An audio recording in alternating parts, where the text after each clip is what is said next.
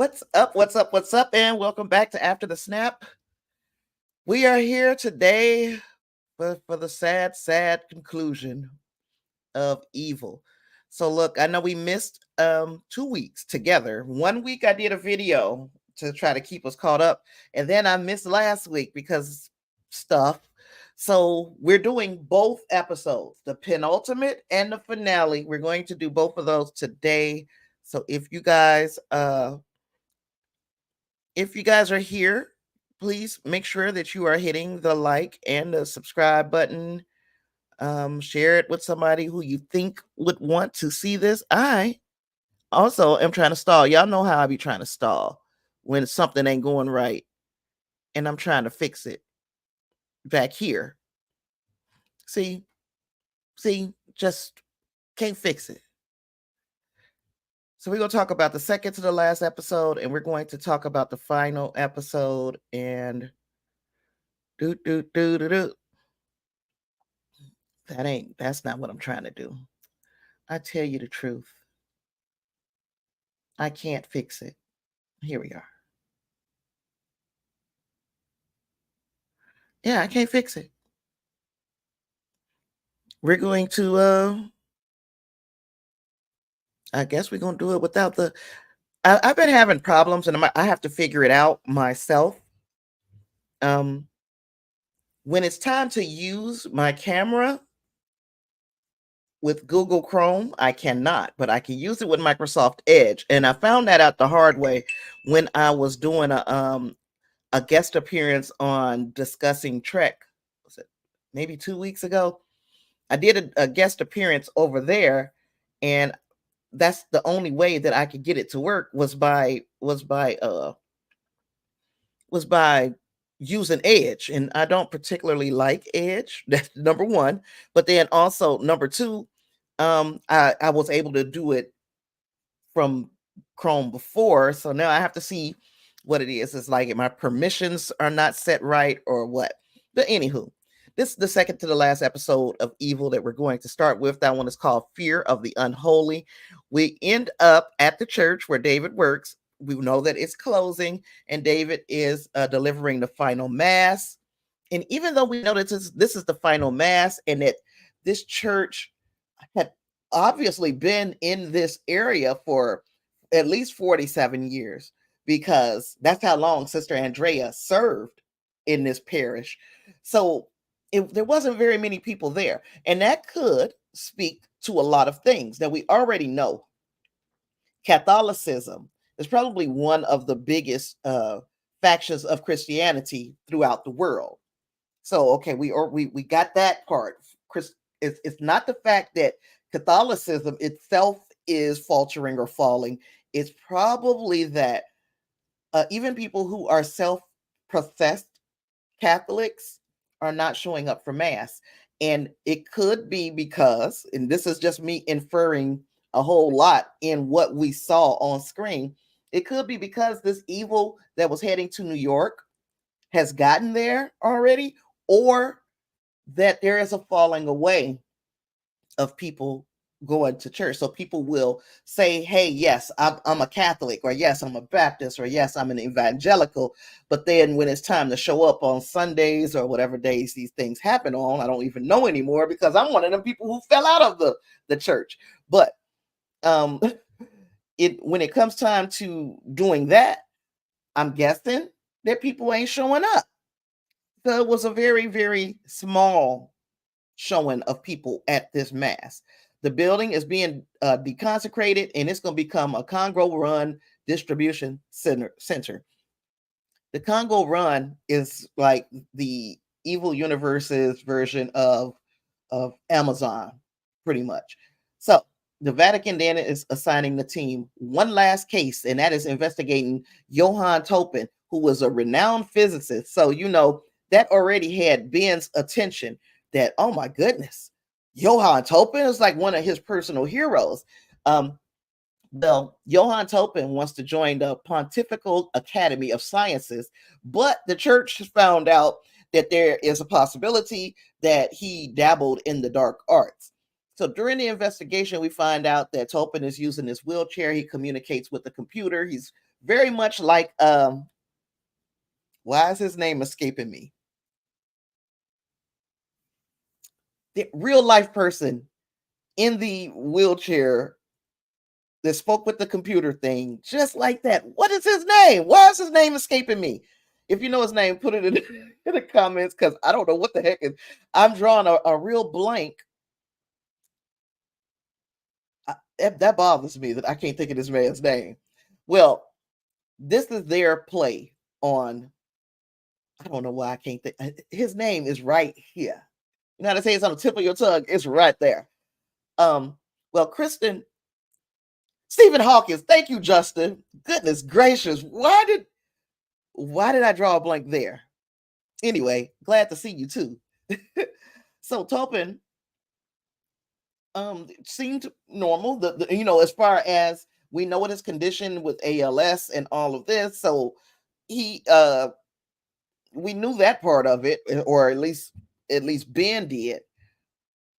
But they're saying that he has been having these outbursts and he's been, saying demonic things or whatever. And we find out that, yeah, there's something going on with Johann Topin because Kristen experienced him being inappropriate, to say the least. She experienced some of his inappropriate outbursts. And they learned that Topin, in an effort to keep his mind and upload it to the cloud if ever he should go, if ever he should pass, that he's got gold ions in his system, and those gold ions are causing side effects. And this kind of brings me back to Ben. Like Ben had, I ain't gonna say it was gold ions, but the Topin said something about him having a black hole between his ears, and it made me think in that moment, oh, good, we're gonna get some closure on what's going on with Ben because they talking about a black hole between his ears, and he did get hit by this radiation, but nope, we didn't get that. Anyway, um, during this investigation, we find out that it ain't Topin who's got demonic issues; it's his assistant, and his assistant is called Neil, and they have done a lot to scare the ish out of you really quick with a real quick transformation or some type of body horror that just doesn't seem right in that moment. Body horror is always supposed to be scary, but then it's just like like when he stapled his face together. That's weird, and it's a different type of horror, and that is something that Evil has been really good at over these past 4 seasons. Now, Sister Andrea, we know we're coming to the end of her story because the church is closing. She starts to see these little spectral beings all in the church now that it's been deconsecrated. So she is searching along with Father Ignatius. Even though Father Ignatius kind of gave up and was like, meh, she is searching for a missing part of a holy relic, which is the part of a saint's thigh bone. So she has a heartfelt conversation with Father Ignatius about faith because he is having a kind of crisis of faith. And Sister Andrea also battles a demon to retrieve this relic that they had been looking for. So David is tested by the Vatican. He has a lie detector test from a priest who obviously or apparently can tell if you're lying to him. He can tell if you're lying. He can tell if you're telling the truth. This priest is testing David to see if he can be trusted because the entity now represented by God, I forgot his name too. Let me see if I got his name written down somewhere else. I don't. But the new priest, he's not Father Dominic. He ain't none of the priests we met before. The new priest, we don't know what happened to Father Dominic and the other guy. They might be gone. But this new guy is saying that he is going to take David to Rome to work at the Vatican as part of Vatican security. David is like, I don't want to go to Rome, but you go where you're sent. You go where the need is greatest, as far as what religions say. And Sister Andrea was like, whatever you do, you make sure you sit in You sit in confession when you go to Rome because the church is perverting your talents, which makes me feel like, okay, you saying that Sister Andrea is saying this, so I can trust everything that Sister Andrea says. She is the most pious of all of the people there, and she was seeing a demon that was trying to kind of siphon off of David by attaching to his spine. She was cutting these demons off of him and saying, "Yeah, you need to make sure that you are confessing. You need to make sure that you are protecting your peace because the church will pervert your talents." And it makes me feel like, oh, if we can't trust the church in this situation, we can't trust Leland. Who can we trust? So anyway, in in the second to the last episode, Ben also experienced a couple of supernatural occurrences related to that jinn that he had been seeing, and Kristen is emotionally breaking down inside because of David's impending departure. And the team members also are all checking in on their doppelgangers via an app. So these doppelgangers, I have come to figure out, is just them looking at the path not taken.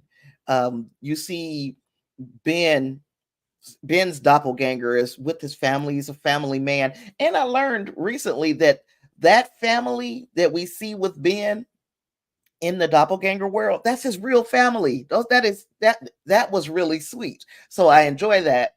But we know that Ben has these job offers, and maybe he is starting to think, hey, maybe I should just take a regular job, at the risk of my friendship ending with my two besties. Maybe I should take a regular job and start a family because a little part of him wants that normalcy. And then Kristen, she wants to travel the world like her doppelganger. You don't take, we hear some of the advice that her doppelganger gave without her actually giving advice. And then we see a David, he looks in on the kickboxer doppelganger.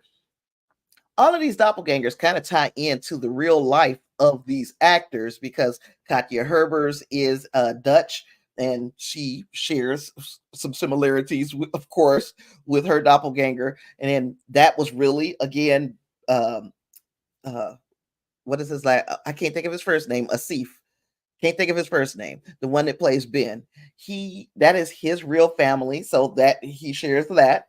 And we know Mike Coulter in real life is a badass. He's always been a badass, and he is known for taking these roles that kind of capitalize on his badassery. I'm thinking Luke Cage right now, but I'm sure there are others. There was a movie that recently came out with Mike Coulter in it. Anyway, the end all be all is this: all of those doppelgangers are also a reflection of the actors that play them. So I thought that was cool. Um, so this episode ends with them finding out that uh, Johann Topin has the Neuralink. And I'm saying Neuralink because I can't remember what it is in universe, but we know that Elon Musk has that chip that he's like, we could put it in your brain and you'll be able to operate on a higher frequency.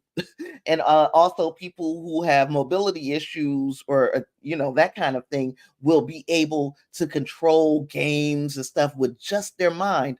And we're not particularly thinking, I'm not going to say we're not, because I believe we are thinking of the worst that can happen, especially after watching a show like Evil. But a lot of people are going into this and thinking this is going to revolutionize the future, but at what cost? And we saw some of the potential cost with Johann Tolkien. So that episode ends. We still, at the end of episode 13, at the end of episode 12, I felt kind of like there ain't no way they can wrap everything up in these two episodes, because episode 12, if you watch my video, it kind of felt like the wheels were spinning. It kind of felt like we weren't going anywhere. We was moving we was moving in place, but we really wasn't going any place. And that's the way I felt at the end of 12. And 13 didn't do an awful lot to make me feel better. We saw We saw Leland get his ass kicked a couple times by by David, which I thought that was good. Yeah, that was something I needed to see. But at the end all be all is we didn't make a lot of movement in those 2 episodes. So I knew that it would be not impossible, but next to impossible to sum up all of these last threads unless we got a longer episode. So I was crossing my fingers when we got to episode 14 that it would be maybe an hour, 20 minutes long, or an hour, me being greedy. I wanted the 2 hour episode, but okay. I was like, even if they give us an extra 20 minutes to tell a little bit more of the story, I think we could get a lot more closed off. But nope, the final episode entitled Fear of the End was a regular 1 hour episode. So it wrapped up some storylines, but there was a lot left on the bone when we start talking about season, not just season finales, but series finales. So we can talk about the main plot points. You can add whatever you want to add in the comments, but there is, I guess, a silver lining that we'll get to after we talk about the main plot points. And yeah, we'll get to that when we get to the end of the plot.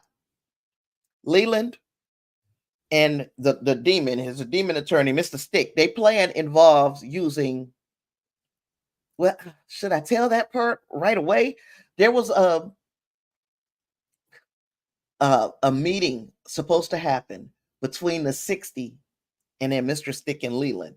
So they are going to meet up, and the entity is also they're telling David, we need to find out where this meeting is going to be because we need to be there in order to stop Leland and the 60.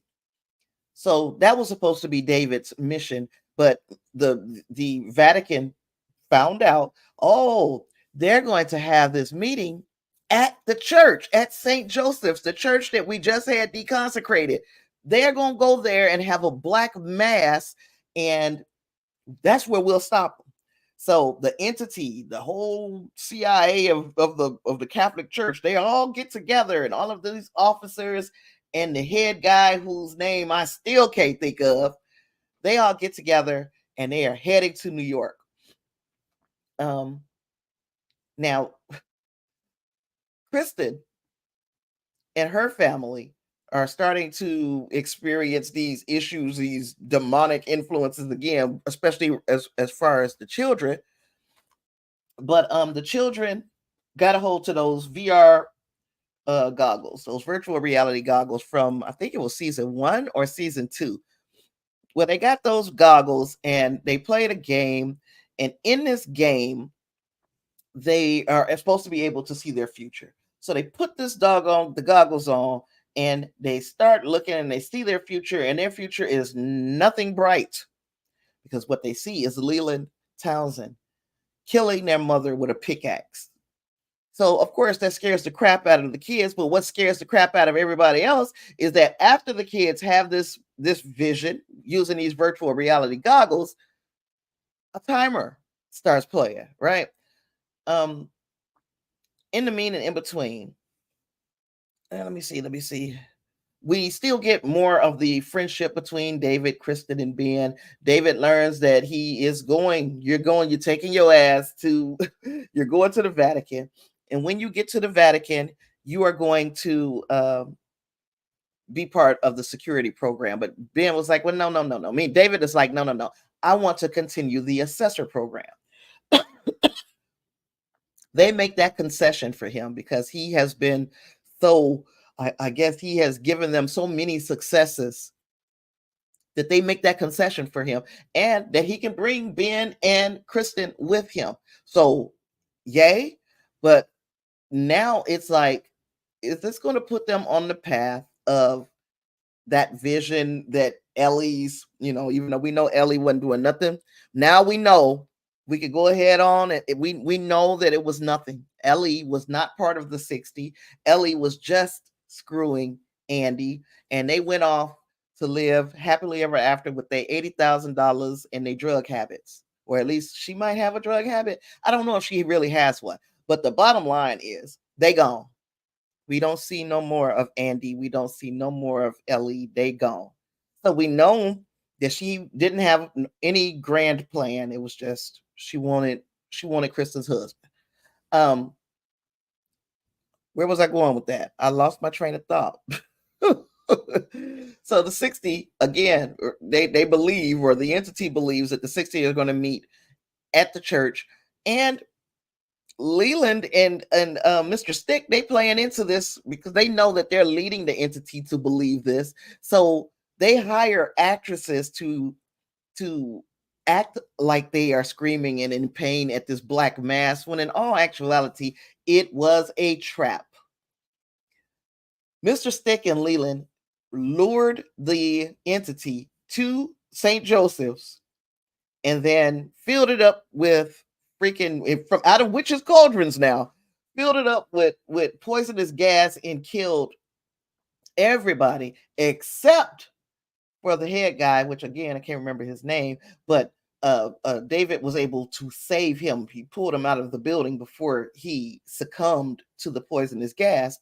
And then we find out that that was the entity. They were the evil. They were what's coming to New York. It was them. Now, as far as this meeting that the 60 was supposed to have, they had the meeting via Zoom. They had a Zoom call meeting with between demons and some human-looking characters, Mr. Townsend and Mr. Stick. All of them are in a meeting, and they're trying to figure out how they are going to spread their demonic message and exert control over a public. And it's pretty easy, pretty simple.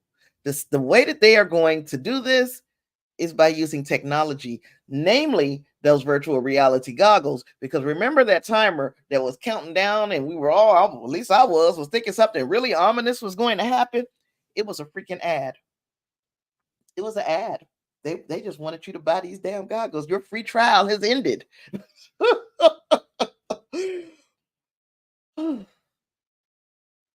So at the end, David and Kristen make the decision that they are both going to the Vatican.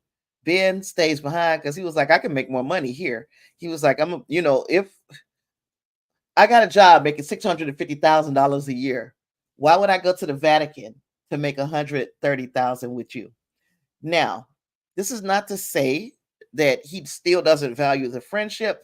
I really believe that this is his way of saying, I'm making a move towards a normal life, and I'm still gonna be friends with y'all, but I don't have to be in the mix. But it scares me for Ben. And what scares me for Ben is most of the things that he does is within the tech sector. A lot of what he does is within the tech sector. So duh. Now that we know that the demons are going to be using technology to take over people, it looks to me like Ben is actually playing right into their hands. But he, of course, he still wants to be close to his family. Those little visions they had using those virtual reality goggles, I'm sure, played into some of the decisions that were made. For instance, Kristen, who, shout out to my chat, because a couple weeks ago, members of the chat was talking about how she kind of parentified. Is that what I want to say? There was a parentification of her children, or adultification, where she treated her children, and this is Kristen, treated her children like little small adults.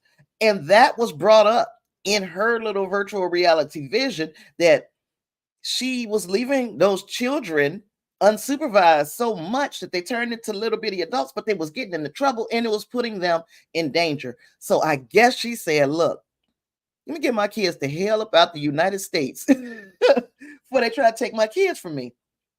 Even though it'd be pretty difficult to take her kids from her, because like one of them is old enough to be, what, she about 15, 16 years old. I don't think they could have, but she wasn't taking any chances. At the same time, we see that David did not, he didn't leave his faith behind. He brought Kristen with him, but in the same capacity that she had served with him at St. Joseph's. They are just friends. They're going to be doing the successor program, but he loves her and he's going to protect her. And the only way that he's 100% sure that he can protect her and her children and keep them safe is if they're right there with me, with that right there with him. So, he kind of got his way. She, of course, she got the best of both worlds because she still has her friendship with David. They still stay very in close contact with Ben, but she still has her friendship with David. And even though it's not romantic, again, I think I might have been the one who said this one. It is so much more intimate in that relationship without it being a romantic or sexual relationship. That relationship is stronger than most people than a lot of people who have, done the deed. It's not necessary, especially like me, ace, asexuality person, or asexual, asexuality, asexual human, and with my I don't need that type of relationship, but to have a mental intimacy, then that's different, and she does. She has a very good emotional relationship with David. Yeah, girl, we have to do both of them. But I did change the title and everything. So everybody knew we were doing season 4, episodes 13 and 14. Time to say goodbye. I said that. I didn't want nobody to come in here and they hadn't seen the last episode. Leland. And Kristen was gonna kill Leland. She was trying to choke the life out of him. But even though she's already a murderer, we know that. Ben and David knew they couldn't allow her to complete that job. She would not.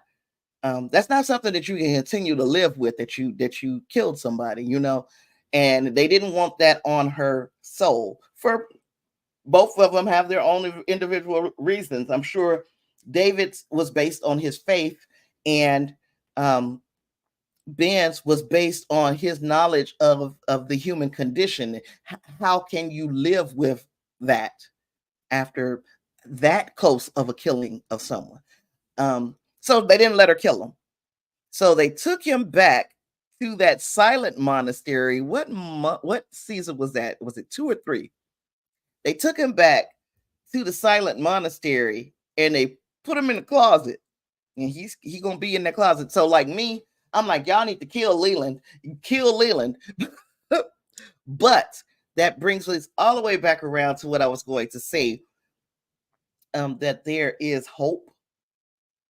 We can maintain some hope because they didn't end anybody. They didn't kill anybody off. You get what I'm saying? The only people who were killed off were people of no consequence. We still have Andrea Martin, or as Sister Andrea. We still have Father Ignatius. The entity, on what, about 18 of them were killed off. We didn't do anything with Timothy, the baby, except for make him look more demonic, which kind of worried me because Kristen saw it. She saw that he was demonic, and she just stuffed the pacifier in his mouth and was like, we'll work on that later. But I think all of these avenues have been left open in the event that somebody picks up this series and they can give us a proper, maybe another, I would think another 12 to 18 episodes of Evil could tell the story and finish it out in a satisfactory way. Because right now, if I didn't think that there is a possibility that we could still get another season of Evil, I would not be happy with the conclusion. And it's only because so many threads were left hanging. And I'm not, what was I going to say? I didn't hate this finale because I know real world what they were up against. We only got 4 episodes to close out this story, and they had to write the story in such a way that people who had to go and be on other productions that they had signed contracts prior to knowing that they were doing these extra 4 episodes. Now those people are going to be unavailable. This is our real world, you know. Um, Andy was one of them. He was already supposed to be on another production. He couldn't show up too much in these last 4 episodes, so they did what they could do with the character. The same thing with Dr. Boggs. He couldn't show up for all 4 episodes, so they did what they could with him, with that character, in the short time that they had left. And because it was such a messy ending for the Kings, it became a messy ending for us, and they still tried to give us something that we could be satisfied with. I just wasn't satisfied. um Justice said, I felt this was setting up maybe a movie. Whatever they do, I said the same thing to my sister, that I was like, they could give us a movie and I'd be happier than the ending that we've got, because this ending, it leaves a lot of doors open. Nobody is there. Like I said, anytime you stick somebody in a closet and think that's the end of them, we can open that closet back up and get more story. And I wouldn't mind if that happened, because again, there was no need to kill Leland in this final episode, even though I would have gotten so much satisfaction, because he tortured that family for so long. I would have gotten satisfaction out of her being the one to defeat Leland. But then you kill Leland and you don't have the story if you do get picked up somewhere else. And I would like to see them get picked up somewhere else. Justice said it could have also be a 6-part miniseries, which works as well. 6-part miniseries, if all we're trying to do is close out what happened over the first 4 seasons, each one of those episodes could address the overarching theme of the first 4 seasons. Then you still got 2 episodes to close out the entire series. So the first 4 seasons, episode 1, 2, 3, and 4, episodes 5 and 6 could be the grand hurrah, and you could really do something big that way if you had, because all that would equate to is the 4 episodes that we got at the end of season 4, and then 6 more would be another 10 episode run. So sounds like a win to me. I wish they would or could do that, but I think that we would be crazy not to make a little noise. You know, we're from the Star Trek fandom. We know what making a little noise can do. Netflix already has Evil. Evil seasons, the last I checked, it was only Evil seasons 1 and 2, but people started watching Evil on Netflix, started falling in love with that show. Netflix knows what they have. Now, the question is, are they going to do something with it? Justice says he agrees. He didn't dislike episode or the finale, but it just felt a little flat. But again, we can keep some hope alive, because we might be able to save Evil. If that was something that we all want to do, we could save Evil. Justice says he wanted him dead, wanted Leland dead, but it makes sense not to kill him, especially if even the showrunners may believe that they'll get another chance, another bite at this apple, so to speak. And no, you're not being a killjoy, because if you liked it, there's nothing to say that nobody liked it. This is subjective. She says she liked it the way it was. I think that we need a little bit more, but there's no right or wrong answer here. The series, as it stands right now, the series is over. So whether you liked it or not, only thing that we can do is discuss, our thoughts. That ain't no right or wrong answer. So, but Marge was happy with the series the way it ended. I just wish we would have gotten some clarification on some of the places that they were going, even some of the places that they started going in the first 10 episodes of season 4, which they didn't know was going to be their last, so they presented and opened up some new scenarios that probably would not have been if they would have been told ahead of time that this was the end for them. Then, where they were tossed those last 4 episodes, they get in the writer's room, they try to close out everything as satisfactorily as they could, but this ain't the story that they meant to tell. They just did what they could with the last 4 episodes. So I want to see, and now I'm about to sound like the Snyder Cut people from DC, from the DC universe. But I want to see what were they going to do before they were told that you're not getting an opportunity for um a 5th season. So this wasn't the way things were supposed to end. So how were things supposed to end? I want to know what their real thoughts were. Yeah, it ended the best it could with all that went down. So if it's over, it's over. If it's not over, and this is for the fans who feel like that there is more story there. If there is more story there, we can make some noise and we can say save evil, and we can say we would like to see the way that it was meant to end, instead of Paramount. A lot of shows and a lot of series suffered, and they suffer because of what's going on in the studio and not what's going on with the production or the writing or the audience response. They are suffering because I guess times are hard for everybody, even for multi-billion-dollar corporations. I guess times get a little bit hard for them too. And this was just not something that was within the control of the Kings, where it was anything that they did particularly wrong, or they did whatever they did, they was doing right because the show was picking up steam. They didn't do anything wrong for the show to get canceled, but yet here we are. And it's because, of things going on behind the scenes. When you have a place, a magical, mystical place like Netflix or Amazon, and they don't have the same issues, Apple even. They don't have the same behind the scenes issues as some of these legacy studios.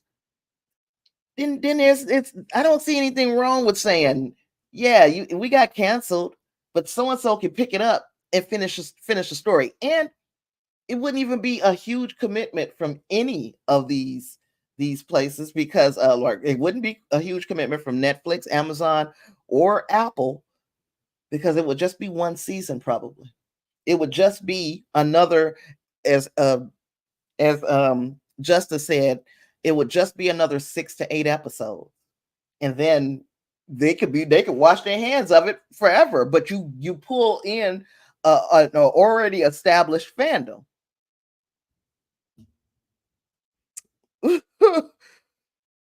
Oh, Reinhardt, you got a new 75-inch TV.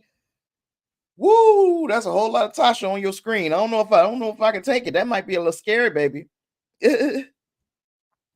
Marge said, I interpret the brain 16 map as a metaphor for what is going on now with media and AI, etc.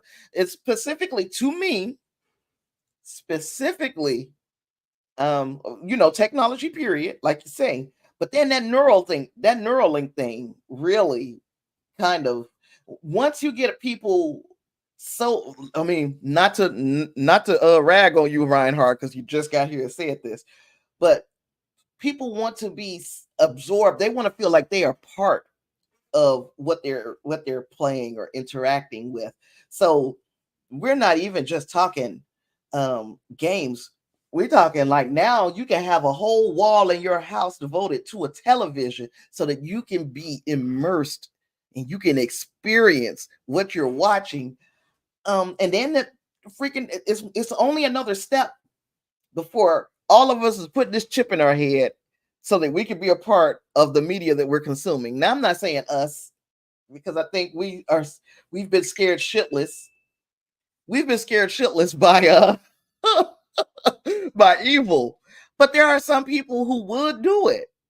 You know, it's a very small step, I think, from going virtual reality to having conversations with AI. And I'm not just talking about asking AI questions like, what is a heat dome? Because that's the kind of questions that I ask.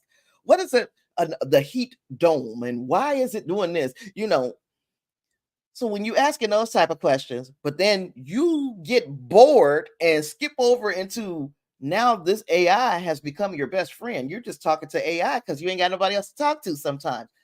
How much of a leap is it to go from virtual reality to chatting with AI like it's a human to getting that chip in your brain? Oh gosh, yeah, I'm a giant. But yeah, oh shucks.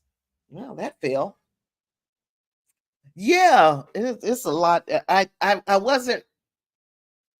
I'll put it like this: with what we were given and the circumstances that this show was facing when they decided to film what we got, I can't be anything but satisfied. But do I still have questions? Of course, I still have questions. Is there still things that I would have liked to have explored a little deeper? Of course, there are things I'd like to explore a little bit deeper. And if there was an opportunity for us to get more, would I welcome it? I would welcome it with open arms. Hell, I I wouldn't mind seeing what fans could think of. You know, and I'm not saying I don't want to watch the fan fix, but I will read like what the fan, you know, fans might put together something nice. They've been sharing in my on my Discord. Some of the users were sharing these trailers with Star Trek series that are kind of based on the intros and outros of other popular series that came out over the years. And I thought these are some talented people. You know, some of these people are really talented. If somebody did the fan fiction, I would be interested. I can't do it because I can't remember everybody's name. It's like I feel like I'm getting I ain't gonna say the Alzheimer's or anything like, but I am forgetting an awful lot more. I have forgotten a lot more than I remember right now. uh the world feels like we're headed towards the to the world of the Matrix. Yeah, it does feel like that. 6 more evil episodes is what we need and deserve. I think we should make some noise. I think we should tell Netflix, since they've already got it, we'd be like, Netflix, come on now. How far is a jump for you to just give us 6 more episodes and we can really see how deep this rabbit hole goes, since we were talking about the Matrix.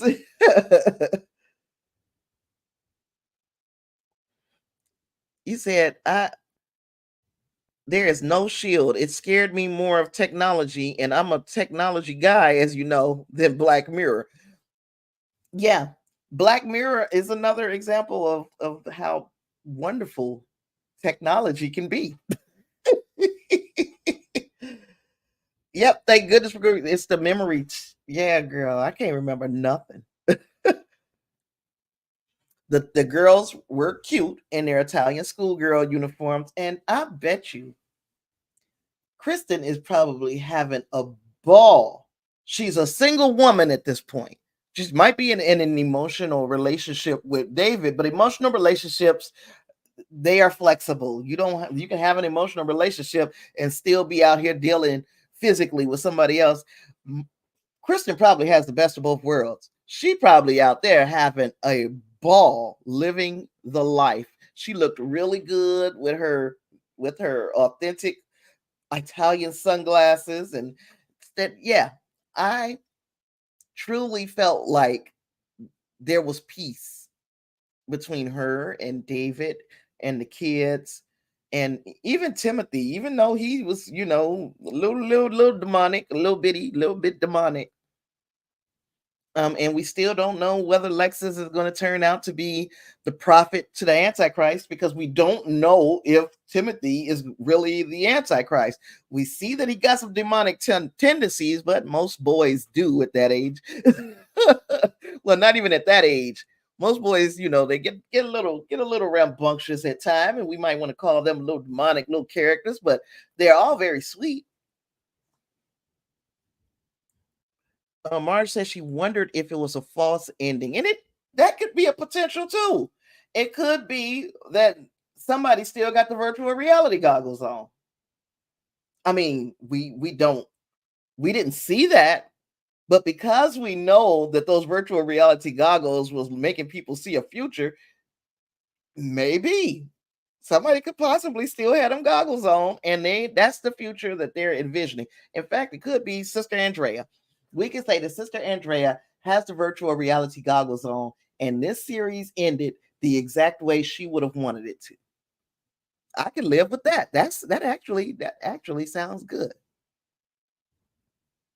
Reinhardt said, it won't be long till in the future we might not be here to see it, but people are going to be telling their kids for the last time, turn off your Neuralink and go to bed. And how you gonna know if it's on or off? These kids is go when that type of stuff becomes the norm.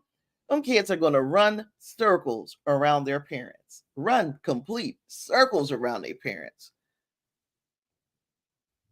Justin got that in his gut too, that it could have been a false ending. And Justin said, I'm hoping it's like Ready Player One, and we can find the balance of the real and fantasy. Oh, you can tell by the look on their face when how they still have the neural link activated.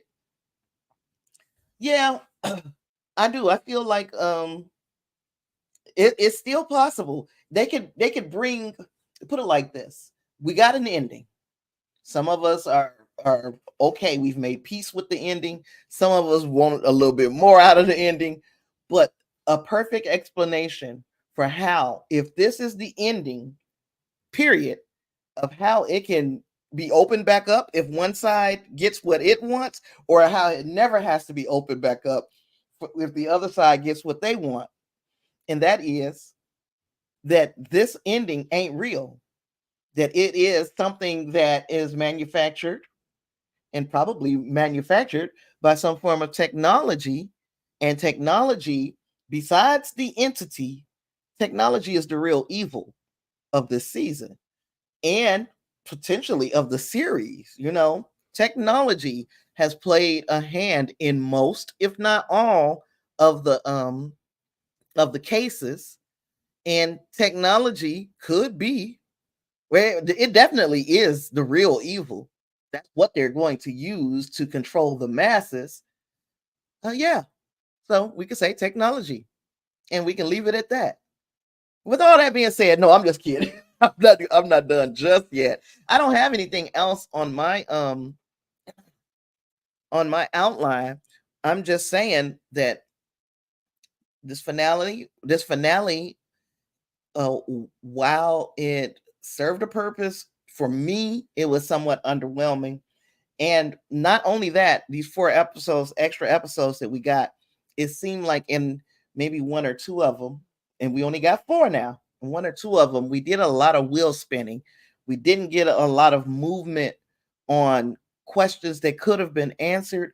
We just got why certain characters weren't going to be in these last 4 episodes, but we didn't get a lot of questions answered.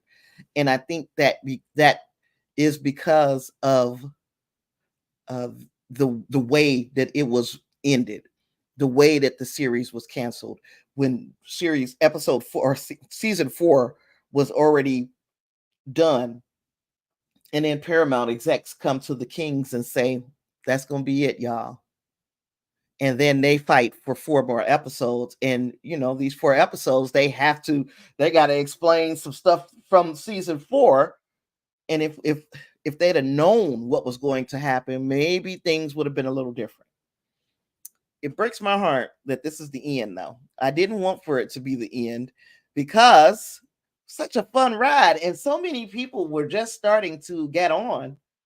Yeah. Um, We talked about it just a little bit. I didn't touch on it too long. The demons. So Marge said, I might have missed this, but in episode 13, did you laugh at the demons in the church just after deconsecration? They started having a party. They had the party of a lifetime in that church once it was deconsecrated. Um, so yeah, I thought it was funny, but then I was like, because I was raised in church and all of this stuff, I'm like, how all these demons are not supposed to be able to get in the church. They're just not. If things are as quote unquote holy as people believe that a church is, the demons ain't supposed to be able to get there. So the fact that the demons are there means this place wasn't as holy as they were making out anyway. Which I think, I'm not sure. Could that be another point that the Kings have been making over the past 4 seasons, that you can't put your faith in the institution of the church, can't put your faith in the building, you have to put your faith in God? That could be it. Yep, good conversations about faith and free will. That the Leland watching the dog videos, I laughed a little too hard at that. Me and my sister talked about it, and I thought that was so freaking funny, because I was like, okay, even I'm still thinking ahead in that episode. That was last episode, right? Where they were saying that when you step into somebody, you take a little bit of them and they take a little bit of you. So in that situation, Leland would have taken a little bit of David, and he tearing up over these doggone puppy videos. That was funny to me. That was funny to me. What do I think about uh Topin's assistant being a? What I think that it means that Topin's assistant is a demon with the Velcro neck, and I don't know what the point they were trying to make, besides some of the body horror that I talked about, but the demonic and the technological genius goes hand in hand. Um, that some of the leaders of technology are being guided by demonic influences. Those are the only things that I could that technology, again, now that we got to the final episode, it's like technology is the real evil. So for every technological genius, there would have to be a demonic assistant somewhere nearby, guiding guiding the course of technology. But that's the only thing that I could think of. You guys got anything different as far as what the representation of Topin might be? Topin's not Topin himself, but Topin's assistant. The fact that he was a demon devil who devils. And like, for instance, he had the Velcro neck. We watched another demon with the Velcro neck take his whole skin off and drop it to the floor like a pantsuit, like a jumpsuit.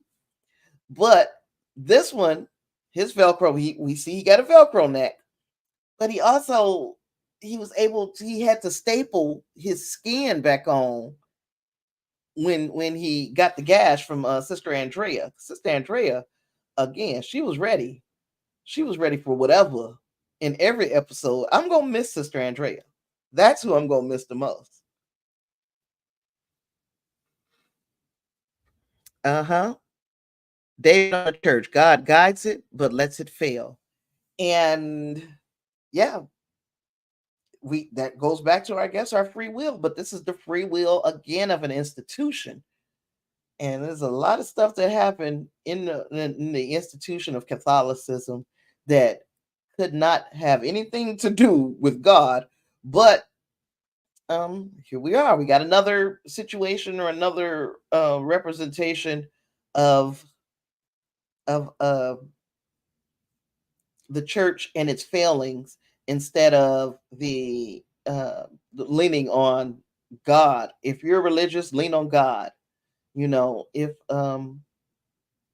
If you're scientific or you have a science mindset, don't discount the fact that there could be a higher power. You know, You can at least be like you can at least be like, what's her name? Kristen, and be agnostic. When I see evidence of it, I'll believe it.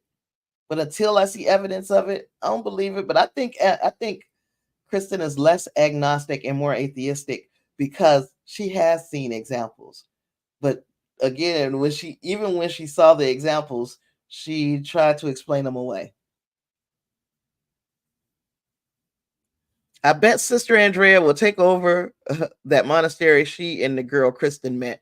And I thought it was a nice touch to go back to that monastery and to see that sister again. So that was something else that I liked. Hey, Wing Grace, glad you could be here. Even though I'm about to be bouncing in a minute because of Saturday. Ashton isn't here right now, so there's nobody to play with. Zamira, Mira is not walking yet, and because she can't keep up with me, she's not as fun.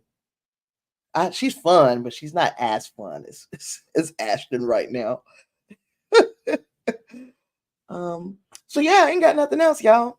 I am going to take a look at switching things up for the last quarter of this year.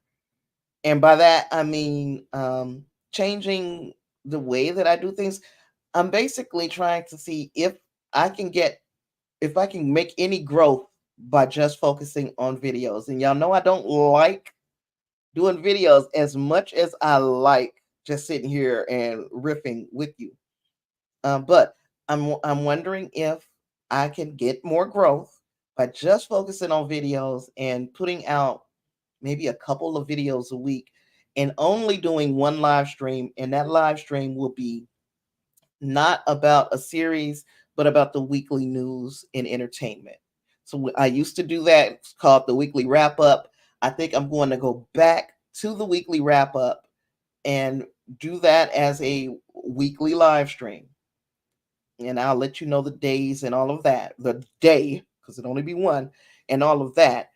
But the rest of the week um, will be me just focusing on getting videos out. And until we, of course, have that big live stream that we're going to be doing for the Star Trek Trekkie's Choice Awards, which will be October 17th, will be the award show. But we still have voting and nominations that are open right now. So nominations for the Trekkie's Choice Awards are open right now. I wish I would have put the links in the description, but I suck. So I didn't do that. Um, the weekly snap up, I like that better than the weekly wrap up. I should have named it that. I really do. I like that better than the weekly wrap up. I should have called it that. Duh, I wasn't thinking. Justin, did you just have a birthday also? Justin, I think you had a birthday recently. And if you did, happy belated. I think you share a birthday with Alex. And when his birthday came around and he reminded us it was his birthday, I thought about you. So if it's not your birthday, whenever your birthday is, happy birthday. But I think you share a birthday with him. And if you do, happy belated birthday. And I hope you enjoyed yourself. Yep, that was you. Yeah, so happy belated. You need to be part of the Discord, and I would have told you happy birthday that day because I honestly thought about you. As soon as I saw it, he was like, "It's my birthday." I was like, "Oh my goodness!" It's also Justin's birthday because they're all the same sign as my grandson. So I just talked about how I don't remember anything, but I remember this type of stuff. I can't remember details of shows and stuff like that no more the way I used to, y'all. And it's scary getting older and forgetting things. And I have to start making notes and to remember, just remember what I was gonna say. I was doing a video for Encanto, recording it today, and I was doing it because Angus had asked me to review a movie, and I tossed Encanto out there, and so I recorded the video anyway. And then after I listened back, before I start really cutting into it, I'm like, oh, I meant to say this. So it's like a whole bunch of spots in the video where it's just audio of me saying stuff that I forgot to say during the video. We're going to see how this works out. But this is y'all getting a look behind the curtain. So when you see the video, if you watch it, you going to know that I had to do some miracles to make this thing sit together. So we're going to see. We're going to see how it goes. How was Alex's birthday? Alex went to a lighthouse and he had dinner with some of his family, and he had a, I believe, $38 Alaskan salmon. And we talked about that for a little while in Discord. But for his actual birthday, he worked. So, and so many of us, that's what happens when we get grown. We start our job takes precedent over these special days. But happy 42nd birthday, sir. There's something about hitting record that makes your brain run away. And mine, it runs a whole lot faster now. I can't keep up with it anymore because anytime I get up, if I was to show you how long it takes for me to stand straight up, like from being sitting in this chair, it's going to take a minute for my back to loosen up enough for me to stand straight up. But I did do what several of you guys recommended, which was I got a cane. I'm not going to use it all the time. I'm only going to use it when I'm someplace where I don't particularly want to fall, which I don't want to fall anywhere, but like outside, I fell outside and it was neighbors out and all this. That kind of leaves me vulnerable. I will use the cane outside and when going up and down stairs because I can get a little lightheaded from that. But in the house, if I fall, F it, I just fail, So I did get the cane.